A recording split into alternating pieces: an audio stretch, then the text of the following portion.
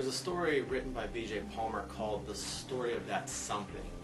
And that something is the human will. So when I was reading this book, throughout the book I was seeing B.J. use this word, I will, repeatedly throughout this story. And it dawned on me that I will, in my opinion, are the two most powerful words in the human language. Every morning when I wake up, I've trained myself so that the first words that come out of my mouth are, I will do whatever it takes to explode my practice. Remember, your innermost dominant thought becomes your outermost tangible reality. So what you think about is what you bring about in your life. Nothing is more powerful than the human will. As a matter of fact, I once saw this documentary on History Channel, and it was about a group of British soldiers who were taken prisoner during World War II while fighting in the South Pacific. The Japanese forced over 65,000, I believe it was 65,000 Allied prisoners into slave labor in order to build a 225-mile railway through the jungle. There was a movie that they made about this. It was called The Bridge Over the River Kwai, and you may have heard of that. But these men were held prisoner for 14 months, at which point they were rescued.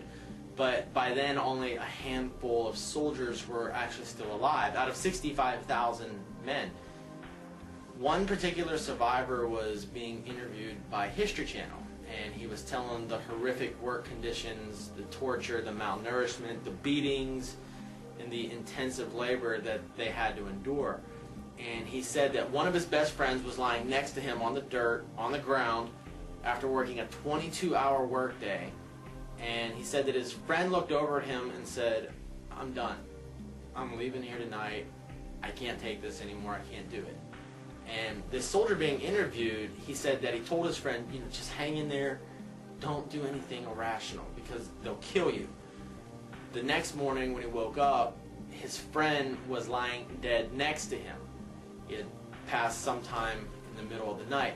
And this World War II veteran, this POW survivor, then looked into the History Channel camera and said in this soft, deep voice, he willed himself to death. That sent chills up my spine when I heard him say that. You see, the human will is our most powerful possession. We can will anything we want, whether it be a huge practice, a little one, life, or even death. Again, your innermost dominant thought becomes your outermost tangible reality. So you have to ask yourself, what are you filling your head with? Are you filling your head with thoughts like, I just never have enough new patients. My patients don't get it. People in my community can't afford chiropractic care. I'm not in network, so patients won't start care in my office. Or are you filling your head with thoughts like, I will explode my practice today. Patients drive from miles around to receive my care. My care is valuable, and patients know it. My practice is overflowing with new patients. I am a money magnet. Everything I touch turns to gold. You must will or create the practice you want in your mind before it can manifest in the world. Christ once said, we are in this world, but we are not of it. You see, the masses look from the terrestrial to the celestial. But the master looks from the celestial to the terrestrial. In other words, build your castles or your practices in the sky, in your mind. And before long, you'll see them manifest in the world. If you want to see 300 a week, start telling people that you're seeing 300 a week.